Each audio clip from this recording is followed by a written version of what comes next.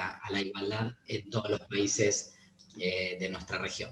En primer lugar, me gustaría, nuevamente felicitar esta iniciativa y contarles un poco qué significa una ley como la Ley de Matrimonio Igualitario, porque muchas veces durante los debates, y seguramente allí las compañeras y compañeros de Cuba también habrán tenido que dar este debate, se intenta simplificar el debate por el matrimonio igualitario en un debate sobre determinados derechos, un paquete de derechos, derecho a casarse, derecho a la pensión, a la herencia, bueno, dependiendo de los derechos de cada país o los institutos legales que cada país tenga, de alguna manera pareciera que estamos discutiendo ese paquete de derechos. Y la verdad es que la experiencia en los distintos países donde la ley se aprobó nos muestran que el matrimonio igualitario es mucho más que ese paquete de derechos, porque tiene un peso simbólico muy importante, porque implica el reconocimiento por parte del Estado y por tanto también de buena parte de la sociedad de una legitimidad en relación a todas las formas de expresar la afectividad, a todas las formas de expresar el amor y a todas las formas de expresar la sexualidad. Y porque aparte es una ley que nos pone en el mapa, nos posibilita visibilizarnos como comunidad, como colectivo, mucho más allá de lo que puede ser el activismo, sino ya en la vida cotidiana. Estas son leyes que implican una serie de derechos, pero que sobre todo cuando los ejercemos, cuando nos casamos, cuando inscribimos nuestra pareja en un registro, cuando adoptamos hijos o hijas, cuando empezamos a interactuar socialmente de la mano de este derecho que hemos conquistado, esa visibilidad tiene un efecto pedagógico muy importante en la sociedad. Educa para la diversidad, educa para la inclusión, para la no discriminación. Básicamente porque la discriminación en sus distintas formas tiene mucho que ver con el desconocimiento y la ignorancia. Nadie nace discriminando, ninguna de nosotros nació discriminando. No sabíamos lo que era diferente, si era mejor, si era peor, si había una valoración. Eso lo vamos aprendiendo en un montón de espacios sociales, de instancias, en la escuela, en la familia, en los medios de comunicación, en la comunidad, empezamos a escuchar, y sobre la diversidad sexual también hemos escuchado, empezamos a escuchar que los varones gays son de tal manera, que las mujeres lesbianas son de tal manera, que las personas bisexuales se expresan de tal manera, que los varones o mujeres trans tienen determinado tipo de vidas, les interesan determinadas cuestiones, se empieza a construir ahí desde el desconocimiento ese prejuicio que hace que discriminemos, intentemos segregar y excluyamos a otra persona por alguna circunstancia particular. Entonces, la enorme herramienta que tenemos para combatir ese desconocimiento, ese no tener la posibilidad de compartir en lo cotidiano con personas de distintas orientaciones sexuales o identidades de género, justamente es la visibilidad. Carlos Jauregui, uno de los fundadores de nuestro colectivo aquí en Argentina, decía la visibilidad y el orgullo como respuestas políticas. Estamos a 2 días del Día Internacional del Orgullo LGBT, y mucha gente se sigue preguntando por qué hay que estar orgulloso de ser gay, lesbiana, bisexual o trans. ¿De qué están orgullosos o orgullosas? ¿Por qué marchan? Bueno, básicamente no estamos orgullosos o orgullosas de ser gay, lesbianas, bisexuales o trans, o de tener alguna orientación sexual o identidad de género no binaria, o alguna orientación sexual fuera de la heterosexualidad, sino que estamos orgullosos y orgullosas de poder vivir nuestra vida abiertamente, de poder expresarla abiertamente, de no sentir vergüenza, de esa vergüenza en la que se nos ha educado a lo largo de tanto tiempo, esas frases que se nos dijeron tantas veces, que no se te note, sé discreto, entre 4 paredes hace lo que quieras, como si se tratara simplemente de un acto, de una práctica sexual, ¿no? Y no de un montón de otros aspectos de nuestra vida, la propia sexualidad, que es algo mucho más complejo que una simple práctica sexual. Y el matrimonio viene a romper estos tabúes, ¿no? Es una ley que es cierto que nos otorga muchos derechos y por tanto es muy importante, pero también es una ley que nos hace visibles y presentes en la agenda pública. Y que, como te decía antes, en el ejercicio cotidiano que hacemos de ese derecho, vamos haciendo pedagogía. Por eso es tan importante, y por eso en el año 2005, cuando desde la Federación Argentina LGBT comenzamos la campaña por el matrimonio igualitario, muy inspirados en España, porque la verdad es que hasta ese año la mayoría, las poquitas leyes de pareja que había, eran de países, bueno, de Holanda, Bélgica, Canadá, y estaba ahí Sudáfrica, pero bueno, uno podía entender, Sudáfrica, después del apartheid, estas medidas afirmativas contra la discriminación, pero eran países culturalmente distintos, tal vez a los países latinos, a lo que era Argentina, donde teníamos un componente muy fuerte de sectores de la Iglesia Católica, incidiendo sobre los gobiernos y las decisiones públicas, donde tenemos ese prejuicio y ese estigma de ser sociedades muy machistas, y cómo se va a tomar una sociedad machista que gays y lesbianas se puedan casar, cómo se puede tomar esto que en ese momento, allá por el año 2005, ya hace 15, 16 años, se llamaba matrimonio gay, ¿no? O matrimonio homosexual. Después fuimos construyendo ese sentido de matrimonio igualitario. Y en ese momento España irrumpe, justamente un 30 de junio, un día como hoy, hace 16 años, en el año 2005, se aprobaba en España la ley de matrimonio igualitario, que había ingresado un año antes, el 30 de junio de 2004, al Parlamento. Y bueno, esa ley de matrimonio igualitario en España, en junio de 2005, nos permitió soñar que era posible, que si había sido posible en España, que era un país latino, con más parecido culturalmente, del cual muchas familias y muchas personas han provenido en nuestros países como inmigrantes en distintos momentos de la historia, y la verdad es que nos parecía bueno, un país también con una alta influencia católica. Decíamos, bueno, si España pudo, ¿por qué Argentina no va a poder? ¿No? Y allí nos pusimos a trabajar en distintos campos.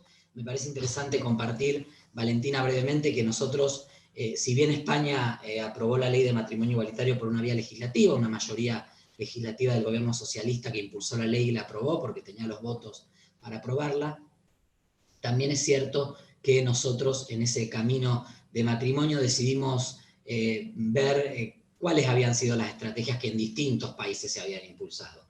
Cómo había hecho Sudáfrica, cómo había hecho Canadá, cómo habían hecho Bélgica, Holanda y cómo había hecho España. Y ahí nos encontramos en que había distintas vías, ¿no? Había algunos países que habían llegado por la vía legislativa, Holanda, Bélgica y España, y había países que habían llegado por la vía judicial, Canadá y Sudáfrica, interponiendo acciones de inconstitucionalidad de las leyes vigentes de matrimonio igualitario, de matrimonio civil, perdón, entendiendo que no permitir que las personas del colectivo LGBT no pudiéramos contraer matrimonio era discriminatorio y por tanto inconstitucional. Y aquí en Argentina nosotros en su momento, en septiembre de 2005, cuando comenzó la campaña, con la fundación de la Federación Argentina LGBT, organización que tuve el honor de presidir durante 5 años, lanzamos las dos campañas en paralelo. Trabajamos en la vía legislativa porque nos parecía importante que la ley fuera producto de un consenso y nos pusimos a trabajar con distintos sectores políticos y sociales para generar una mayoría social y parlamentaria, pero también comenzamos en el año 2006, a poquito de presentado el proyecto en el Parlamento, con la estrategia judicial, que se fueron combinando, se fueron encontrando a lo largo de los años, y en el año 2009, en el mes de noviembre, logramos que por primera vez el Parlamento trate el proyecto de ley, aunque no con éxito de llegar a ser votado, pero logramos que se tratara formalmente en el Congreso, y cuando el Congreso en ese momento impidió que el proyecto avanzara, la justicia nos dio la razón y habilitó el primer matrimonio igualitario, que se terminaría concretando los últimos días de diciembre de 2009. Por lo tanto, allí se ve cómo se fueron conjugando esas dos estrategias, y luego cuando el Parlamento ya tenía la realidad concreta de un matrimonio celebrado, y en los meses siguientes fueron 9 más, hubo 10 matrimonios igualitarios celebrados previo a la sanción de la ley, el Parlamento avanzó en la aprobación. Y todo esto se dio también con una amplia participación del colectivo de la diversidad sexual, que es indispensable. Por eso me parece importante conversar o intercambiar, o al menos dejar algunas ideas para que nuestros compañeros y compañeras activistas allí tengan claro que el principal protagonismo, la principal herramienta para que este proyecto sea ley, es la participación activa de los colectivos. Sin los colectivos no existe este proyecto. No se nos regala ningún derecho, los derechos los conquistamos con trabajo, los conquistamos con persistencia, los conquistamos con lucha. Así fue en Argentina, en España, en Uruguay, así va a ser en Chile pronto, y así va a ser también muy pronto en Cuba.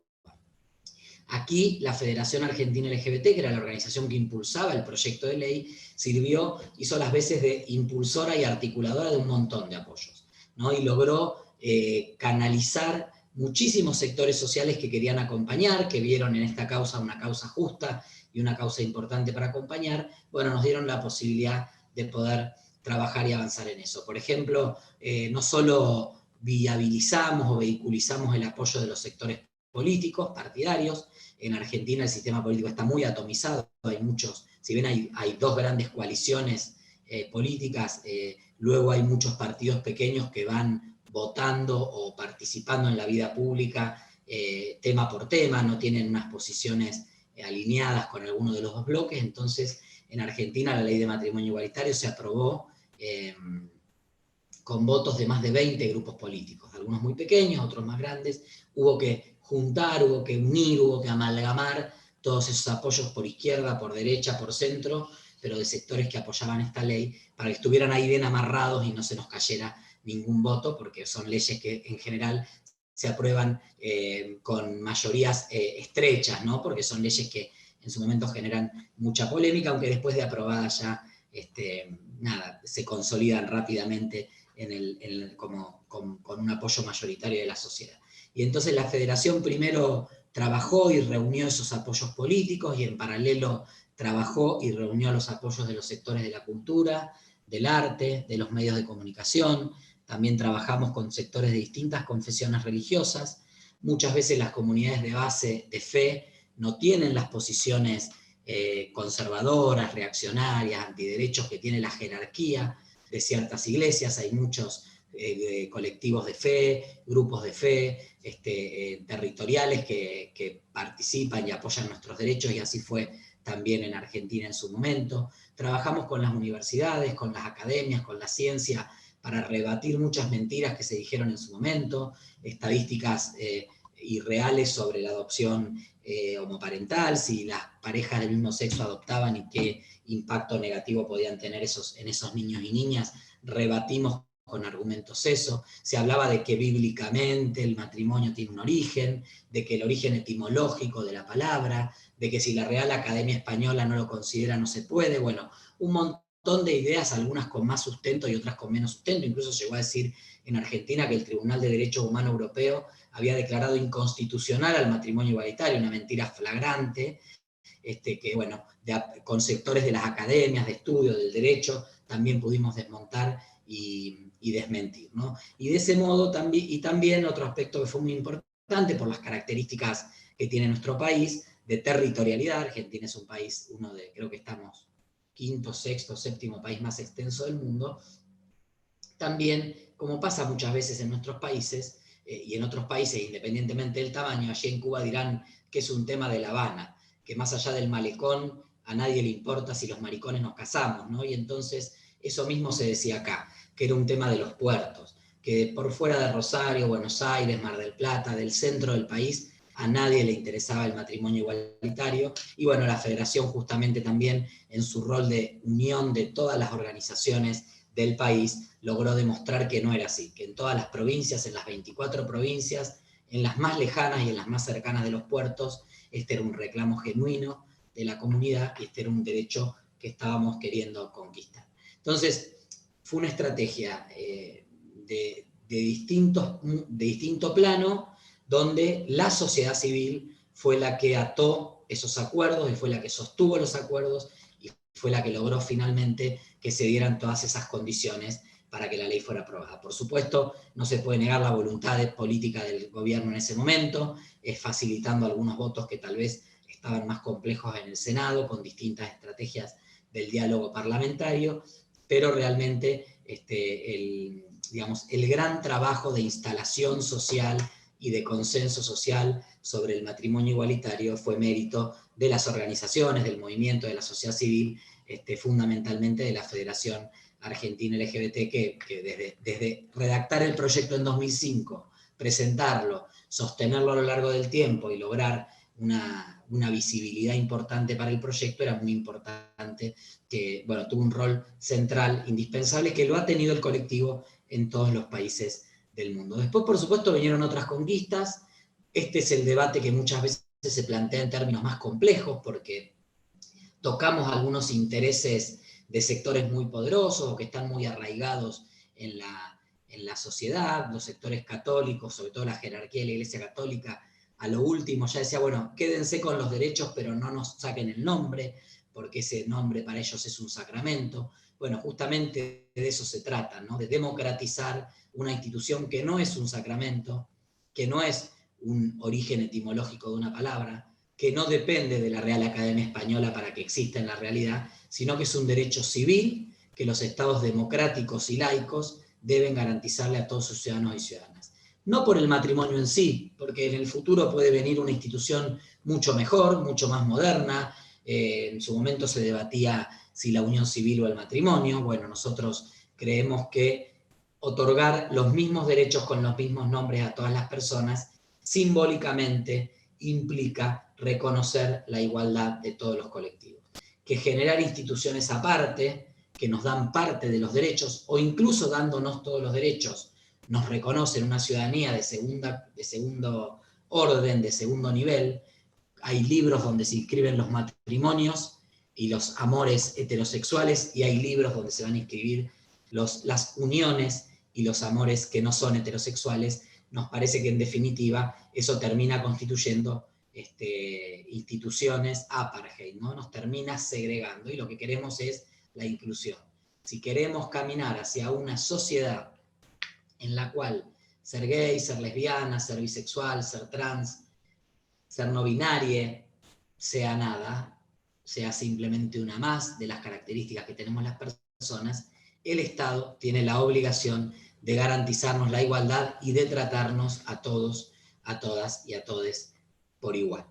Por eso es tan importante esta ley, por eso genera tanta resistencia, y por eso también, una vez aprobadas, lo que te decía antes, Valentina, una vez que se aprueban, son leyes que se consolidan rápidamente en la sociedad, porque se ponen tantos argumentos falaces, a veces ridículos, risueños, ¿no? El fin de la familia, el plan del demonio, se dijo en Argentina, la disgregación de la sociedad, el Estado iba a explotar, el país iba a disolver. Bueno, nada de eso pasa. Nada de eso pasó en ninguno de los países que aprobaron las leyes de matrimonio igualitario o identidad de género, y ese es el mayor miedo que tienen los sectores conservadores en relación a reconocernos derechos, a que efectivamente, una vez aprobados, en el ejercicio cotidiano de estos derechos, demostremos que ninguna de las mentiras que se dijeron tenían asidero, y demostremos que efectivamente estas leyes que amplían derechos simplemente mejoran las sociedades, las hacen más democráticas, las hacen más amplias, y le ahorramos enorme sufrimiento a muchísima gente que la ha pasado muy mal, que ha padecido tener una orientación sexual o una identidad de género diferente a la que aparentemente existe mayoritariamente. Y el último tema, y ahí sí abro si querés a charla, vemos los videos, bueno, ahí vos después me indicarás la dinámica. El último tema que me parece importante colocar: estamos en medio de la pandemia y ahora somos todos medio expertos en estudio de fase 1, fase 2, fase 3 de las vacunas. Bueno, ahí en Cuba hay fase 3, en otro país otra cosa. Bueno, el matrimonio igualitario funciona de un modo similar. Los países que ya lo aprobamos hacemos una especie de fase 3, ¿no? En la vida cotidiana, en el territorio, probamos cómo impactan estas leyes. Y esta es una ley que, como te decía antes, al ejercer el derecho al matrimonio, o aunque no me case, visibilizar mi afectividad, porque puedo no casarme, puedo elegir obviamente no casarme, pero la ley me legitima, y por tanto percibo que si me puedo casar, ¿cómo no voy a poder tener un novio? O si me puedo casar, ¿cómo no voy a poder irme a vivir con mi novio? O si me puedo casar, ¿cómo no voy a poder ir de la mano con mi novia si soy mujer? O sea, esa legitimidad que nos da una ley de este tipo y que nos hace muy visibles, en esa acción pedagógica va generando que las nuevas generaciones, los pibes y las pibas, los chicos y las chicas, los chiques más pequeños, se inserten a la ciudadanía y a la vida comunitaria con estos derechos ya conquistados. Y por tanto esto pase a ser parte de la realidad. Se habla mucho de los niños, las niñas, les niñes, como una generación nativo digital, que nacen con las pantallas en la mano, que saben rápidamente cómo manejar un celular, que aprenden cómo se agranda y se achica una foto, cómo se corre, nos buscan, los que tenemos sobrinos pequeños, nos buscan en WhatsApp con la foto y nos llaman. Entonces ese manejo intuitivo de las pantallas, bueno, con la igualdad pasa lo mismo. Estamos pariendo una generación nativo igualitaria, una generación que nació con estos derechos conquistados, una generación para la cual este tipo de igualdad ya es un piso, y por tanto cuando entra en la niñez, en la adolescencia, en la juventud, está pensando en derechos de nueva generación.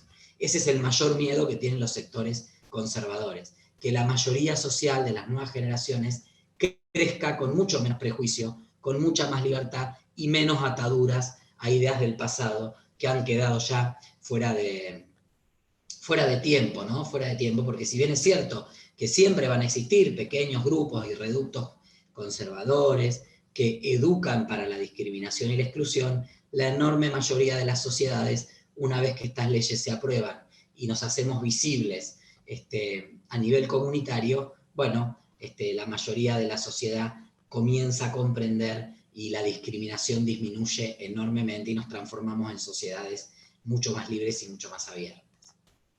Yo me quedo por acá por ahora. Bien, muchas gracias, Esteban. La verdad que he tomado muchas notas de lo que nos has estado diciendo para después preguntarte, porque también me ha gustado mucho que comentes cuál es este rol de la sociedad civil a la hora de promover este tipo de leyes y de garantizar estos derechos por parte del Estado, de impulsarlos y de defenderlos después una vez de que ya están en el texto de la ley. Porque en Cuba lo que nosotros analizamos, y también para comentarte y a la gente que nos está escuchando, lo que nosotros analizamos fundamentalmente es que en Cuba se están dando muchos procesos de revitalización de esa sociedad civil y de defender ciertas causas que por ahí vienen más de esta agenda del siglo XXI, ¿no? De nuevos derechos, conseguir ampliar derechos, y uno de esos es el poder conseguir eventualmente, y espero que sea en este año, el matrimonio igualitario con la modificación de este Código de Familias. En Cuba se da que tenemos también un partido único y que algunas de estas dinámicas, como las que vos mencionabas en Argentina, no se dan de la misma forma. Vos comentabas mucho esto de cómo se hacía ese juego parlamentario entre los diferentes sectores en el Congreso, que diferentes sectores de la política habían apoyado la ley para poder conseguir los votos necesarios y demás. Entonces, aquí la dinámica es un poco distinta y por eso también se complica por ahí defender nuevas agendas que en algunos casos son tomadas como opositoras al régimen de gobierno y que simplemente son en pos de conseguir derechos para las personas. Es por eso que ahora voy a presentar dos de los videos que tenemos de algunos de los participantes de este panel que lamentablemente no han llegado a conectarse. Uno de ellos es Hansel Moreno. Hansel es periodista de un medio cubano que se llama ADN y también es activista por los derechos de la comunidad LGBT y activista por los derechos humanos. Ahora voy a compartir pantalla, así podemos ver el video de Hansel. Ahí estamos. Díganme si lo escuchan y lo ven bien. Hola, mi nombre es Hansel Moreno, soy activista por los derechos de las personas LGBTI en Cuba, director de la plataforma Dame la Mano y periodista independiente, además de youtuber. Gracias por la invitación, por el panel, por el debate. Si están viendo este video es porque, bueno, no pude conectarme en vivo a la transmisión, la veré en diferido y creo que mi tema es sobre la perspectiva del matrimonio igualitario en el nuevo Código de las Familias. Lo primero que hay que decir es que el Código de las Familias aún no se ha presentado, aún no se ha publicado, ya debe estar redactado, debe estar engavetado en algún momento, en alguna oficina del gobierno cubano y se debe presentar en julio, el próximo mes de julio, a la Asamblea Nacional. Una vez presentado el anteproyecto del código, comenzaría entonces un proceso de debate, discusión. Una vez presentado estaremos entonces conscientes de qué puede traer este código, qué trae, qué le puede faltar, qué le falta al anteproyecto y podemos enriquecerlo, cuestionarlo, aprobarlo. Todo eso debe venir en el mes de julio. Actualmente estamos hablando, en base a lo que esperamos que tenga.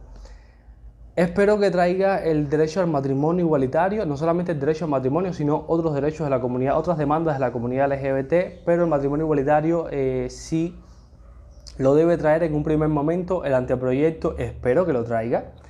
Junto al matrimonio debe venir también el tema de la unión de pareja de hecho, debe venir quizás un poco más solapado, debe venir el tema de la adopción homoparental, por ser un tema mucho más polémico en la sociedad, pero sí estamos a la expectativa, estamos incluso positivos en torno a lo que pueda venir en el código de las familias. Pero en caso de que venga o no venga el matrimonio igualitario explícitamente directo, la comunidad LGBT cubana está preparada, estamos mucho más preparados que en el año 2018-2019 con los debates de la Constitución, aquel artículo 68. Estamos mucho más organizados, estamos ahora mismo en campaña, ya no estamos, creo que una vez en debates anteriores había comentado que estábamos en fase preparatoria. No, ya no estamos en fase preparatoria, ahora estamos actuando. Hay varios grupos en todo el país distribuyendo, llegando al pueblo sobre todas las cosas que, como saben, es el que va a decidir mediante referendo si se aprueba o no. Entonces, varios grupos focales de activismo están distribuidos por toda la geografía cubana, o buena parte de la geografía cubana,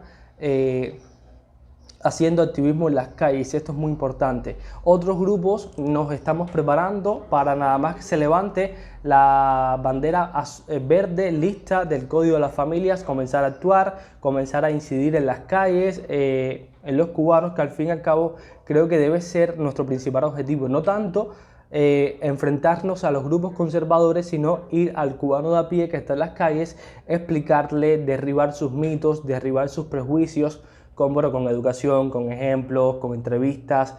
Todo esto debe marcar el activismo LGBT. Entonces, nada, estamos a la expectativa de que pueda traer, pero también estamos preparados. Y decimos desde ya que no incluir el matrimonio igualitario para personas para parejas del mismo sexo, para parejas LGBT, sería discriminatorio.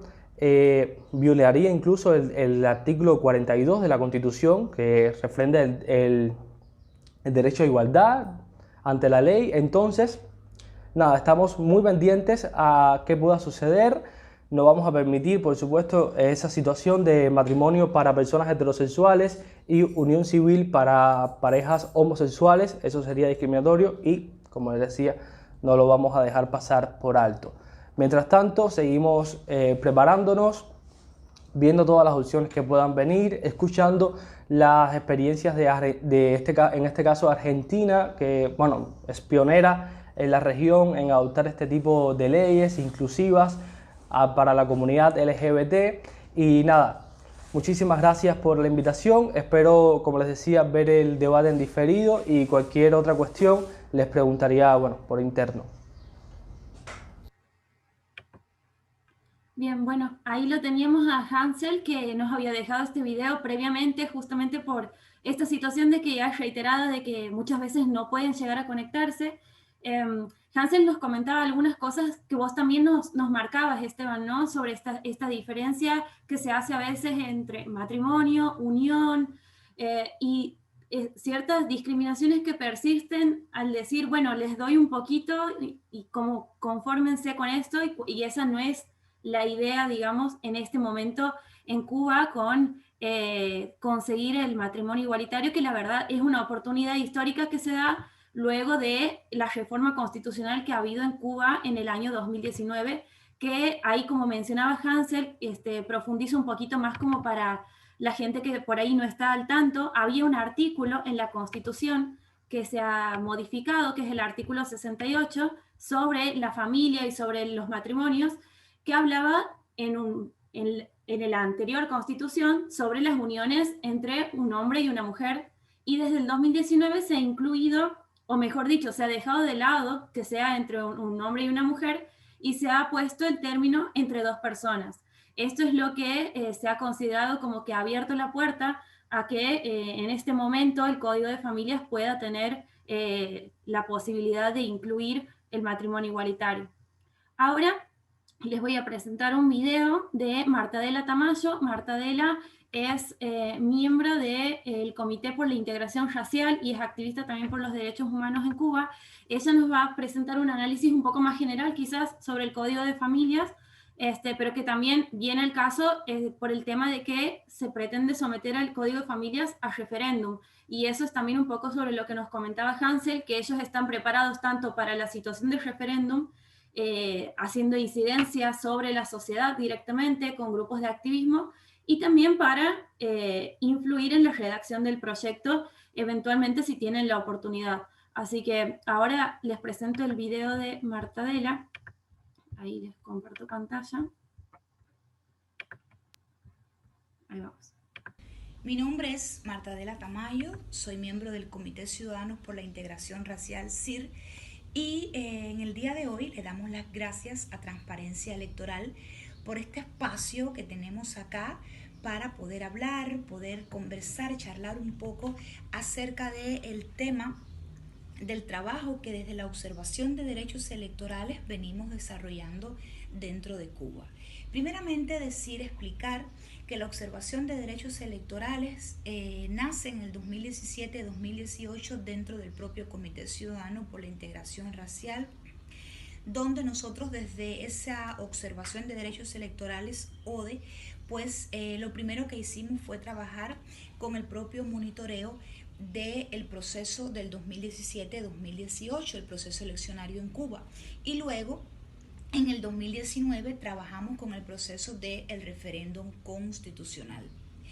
En la actualidad, desde el 2019 al 2021, nos hemos enfocado también en la capacitación, en la formación de los y las observadoras de derechos electorales y así también en la observación, en el monitoreo de varios procesos que se llevan acá dentro de Cuba.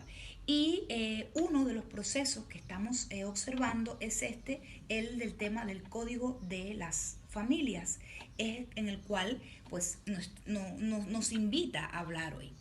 Dentro del proceso del Código de las Familias hasta el momento, pues bien decir que nuestros observadores de manera ciudadana, como han venido tomando toda la información, la observación de lo que este proceso de la implementación del Código de las Familias trae consigo, podemos compartir en el día de hoy algunas de las generalidades o de aspectos que se han venido abordando, se han venido tratando, y uno de ellos es, por ejemplo, que la ciudadanía hasta el momento siente que hay poca transparencia informativa desde los propios organismos del Estado para la explicación y para que se sepa todo lo del Código de las Familias. Los dos programas más recientes que hemos monitoreado pues han sido los programas de Hacemos Cuba, programas desde la narrativa oficial, los cuales, bueno, en la propia voz del ministro de Justicia de Cuba, Oscar Manuel Silveira, pues ha colocado en la manera en el cual se prevé toda esta organización del Código de la Familia, es decir, la organización, la manera que se está redactando en las propias comisiones de trabajo que serán llevadas en la Asamblea Nacional, el propio Código de las familias, y las personas sienten que hay un poco o que falta mucha más transparencia informativa, que se dé a conocer, que se hable mucho más de esta situación, ¿no?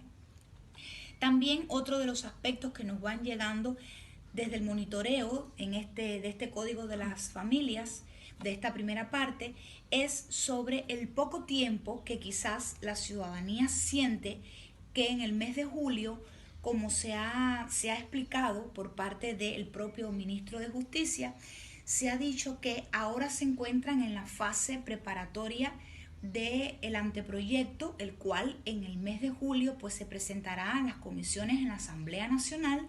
Luego de esa presentación de las comisiones del anteproyecto en las comisiones de la Asamblea Nacional, pues se llevará a un proceso de consulta popular donde los observadores también jugarán un papel importante, y en ese proceso de consulta popular lo que se derive del mismo, pues entonces se redactará ya la proclama que será llevada a referéndum. Y lo que nos va llegando es que también la ciudadanía siente, se han ido observando que la ciudadanía siente que hay como un poco tiempo para que quizás desde el mes de julio hacia cuándo y hasta dónde, hasta qué tiempo se vaya a llevar este proceso, ¿no?, de información. Es decir, que se siente que hay muy poco tiempo para que todo el mundo conozca y se involucre en este tema del Código de la Familia. Otro de los aspectos que vamos observando, que nos van llegando, ¿no?, es la preocupación que hay desde la propia población LGBTIQ+, con relación a las demandas básicas, a las demandas fundamentales que desde la población se hacen para el nuevo Código de las Familias, que se tenga en cuenta con relación al matrimonio igualitario, la reproducción asistida, la inclusión de la propia población LGBTIQ+, dentro de un propio Código de las Familias inclusivo y que responda realmente al 2021, que realmente sea un código aterrizado, atemperado al propio 2021.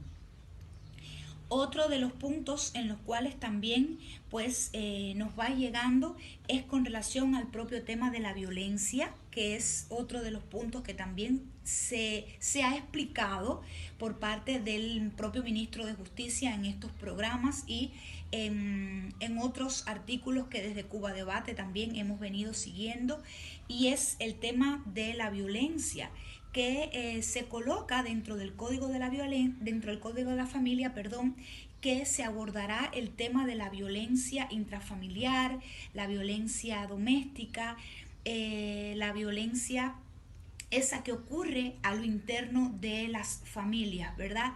Y otra de las preocupaciones que también nos van llegando es, número uno, que no es solamente la violencia intrafamiliar, la violencia doméstica, la que está latente dentro de Cuba. Hay diferentes tipos de violencia, los cuales tampoco vemos que se colocan dentro de este propio análisis. Y una de las violencias también es la violencia económica, que no vemos que se habla de ella en esta primera parte.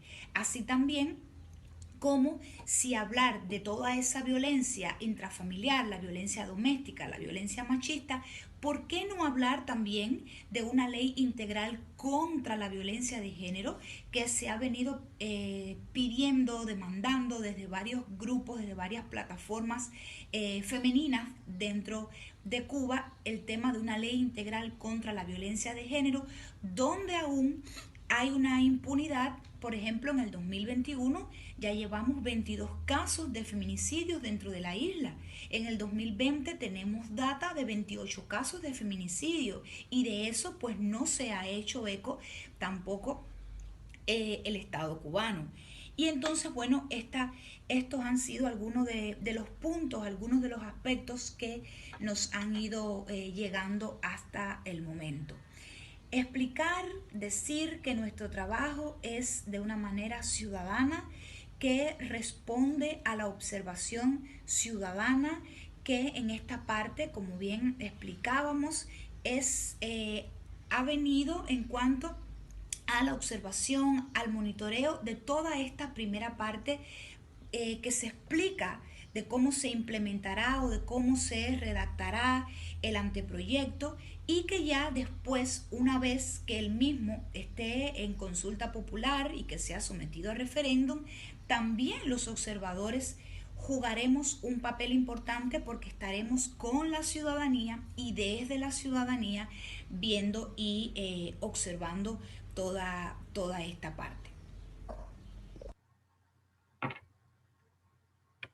Bien, bueno, ahí teníamos la intervención de Martadela, que también hacía mención a otro tema que también lo hemos tratado dentro del observatorio, que es que en Cuba todavía no existe una ley integral que proteja a las mujeres en contra de la violencia de género.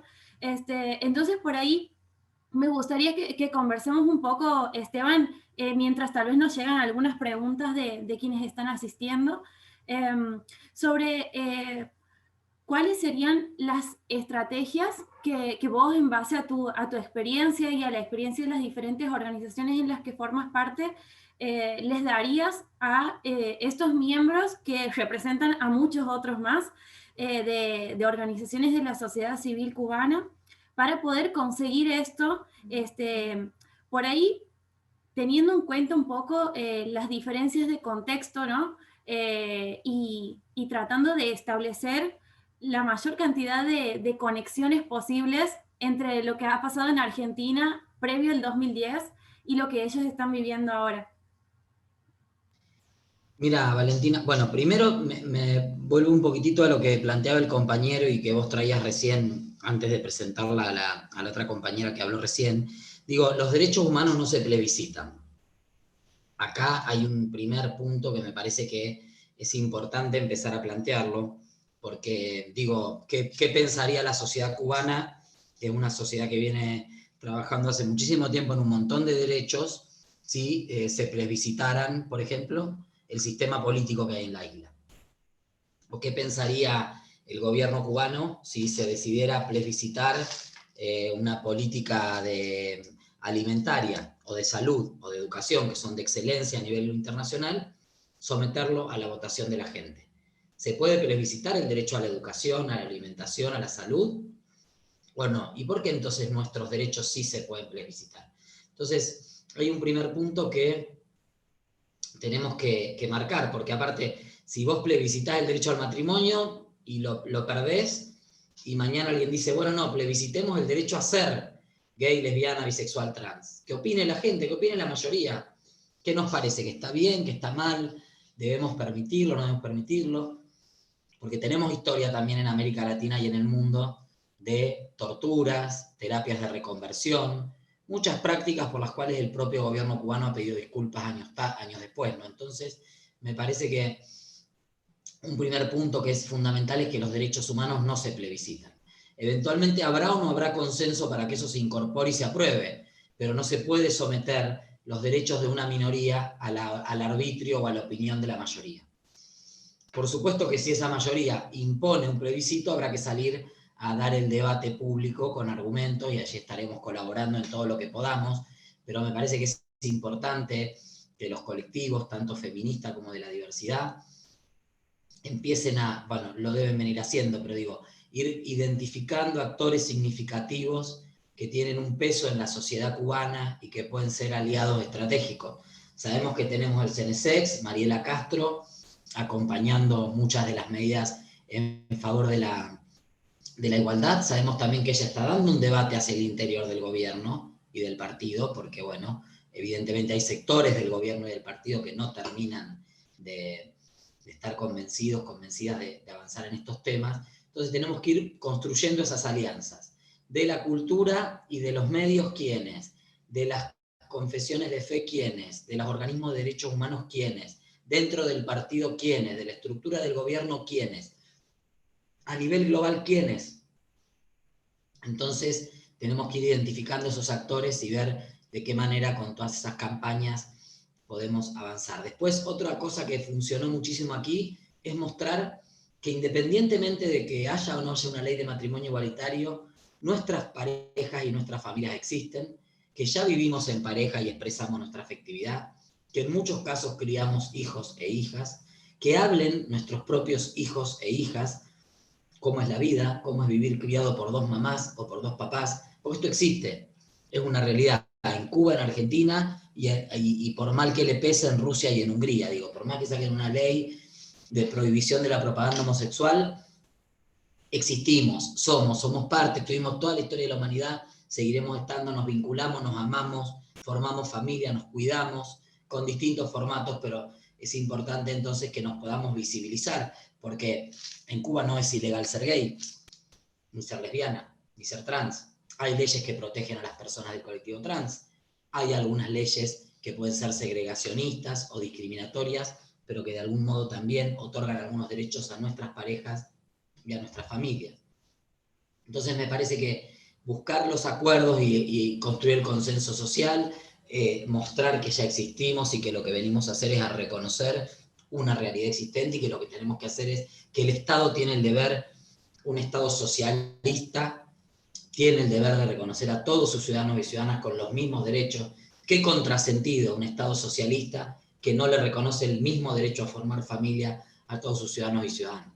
Me parece que hay que encontrar los significantes que le dan contenido al gobierno en Cuba, a la sociedad cubana, y ver de qué manera ponemos en contradicción estos valores, de plantear, bueno, que decimos construir una sociedad para todos y para todas. Decimos que lo garantizamos a través de la salud universal, de la educación universal, de la alimentación universal. Decimos que no hay diferencias de clase y que somos una sociedad iguales, pero sí diferenciamos a la gente por su sexualidad. Entonces, un verdadero Estado socialista reconoce los mismos derechos a todos sus ciudadanos y ciudadanas. Y los mismos derechos es con los mismos nombres. Todo lo que no sea los mismos derechos con los mismos nombres es segregación y es apartheid. Y el apartheid no lo podemos seguir tolerando.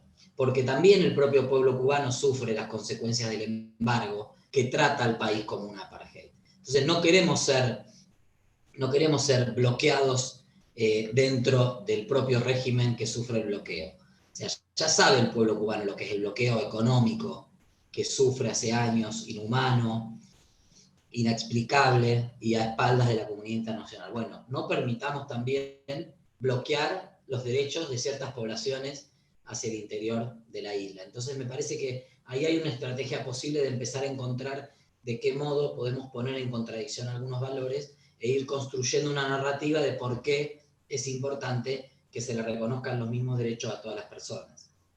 Ahí, Esteban, en Facebook nos dejaban una pregunta de Yasmín. Ella preguntaba, ¿pueden las organizaciones LGBTIQ de América Latina apoyar de alguna manera la lucha por el Código de Familias Incluyente en Cuba? Eso preguntaba Yasmín en Facebook. ¿Cuántas? Yo creo que, digamos, una acción también posible. Nosotros hicimos alguna hace muy poquito con España en relación a la ley trans.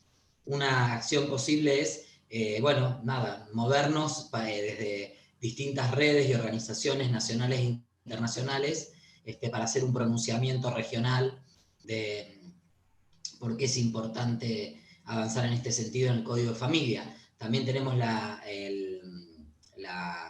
sentencia de la Corte Interamericana de Derechos Humanos, que mandató a todos los países de América a aprobar leyes de matrimonio igualitario y identidad de género. Digo, podemos buscar instrumentos internacionales, pero sin lugar a duda la solidaridad de las organizaciones y los colectivos de otras partes del mundo es muy importante. Entonces ahí también me parece que hay que lograr que el pueblo cubano entienda que esto